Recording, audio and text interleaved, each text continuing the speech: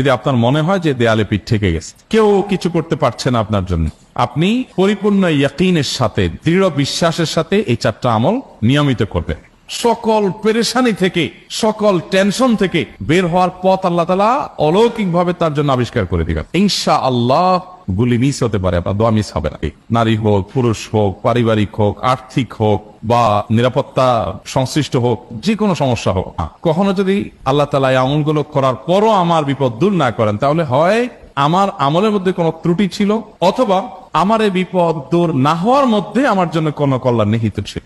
আল্লাহ তাআলা আমার দোয়া কবুল করে যে উপকার হতো, তার চেয়ে বেটার কিছু হয়তো আমাকে দিবেন, এই ইয়াকিন একজন ইমানদারের থাকবে। সেই চারটা আমলের এক নম্বর হলো ইস্তিগফারের আমল। ইস্তিগফার, আপনি ফেসে গেছেন কোন জায়গা, কোনো উপায় পাচ্ছেন না, আপনি ইস্তিগফার করতে থাকেন। আস্তাগফিরুল্লাহ ওয়া আতুবু ইলাইহি, আস্তাগফিরুল্লাহ ওয়া আতুবু ইলাইহি, আস্তাগফিরুল্লাহ ওয়া আতুবু ইলাইহি, আস্তাগফিরুল্লাহ, আস্তাগফিরুল্লাহ, আস্তাগফিরুল্লাহাল্লাযী লা ইলাহা ইল্লা হুয়াল হাইয়ুল কাইয়্যুম ওয়া আতুবু ইলাইহি ওয়া লা হাওলা ওয়া লা কুওয়াতা ইল্লা বিল্লাহ।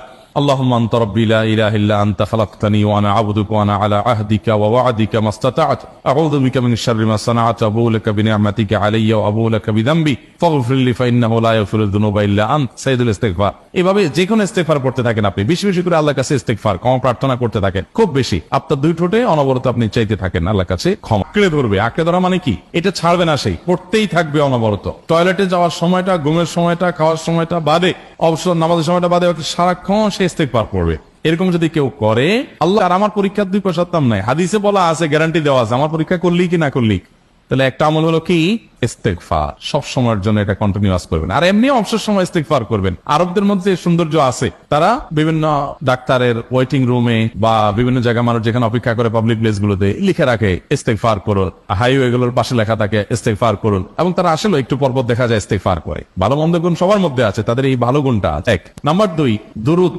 নবী করিম সাল্লাল্লাহু আলাইহি সাল্লামের প্রতি দুরূদ পাঠ করা, এটা যদি আপনি নিয়মিত করতে থাকেন মহব্বতের সাথে, আল্লাহুম্মা সাল্লি আলা মুহাম্মদ ওয়া আলা আলি মুহাম্মদ কামা সাল্লাইতা আলা ইব্রাহিম ওয়া আলা আলি ইব্রাহিম ইন্নাকা হামিদুম মাজিদ, আল্লাহুম্মা বারিক আলা মুহাম্মদ ওয়া আলা আলি মুহাম্মদ কামা বারাকতা আলা ইব্রাহিম ওয়া আলা আলি ইব্রাহিম ইন্নাকা হামিদুম মাজিদ। আপনি একবার ছোট দুরূদ যদি পড়েন, সাল্লাল্লাহু আলাইহি ওয়াসাল্লাম, সাল্লাল্লাহু আলাইহি ওয়াসাল্লাম, আল্লাহুম্মা সাল্লি আলা মুহাম্মদ ওয়া আলা আলি মুহাম্মদ, শুধু এইটুকু পড়েন। জাযাল্লাহু আন্না মুহাম্মাদাম মা হুয়া আহলু, শুধু এইটুকু পড়েন।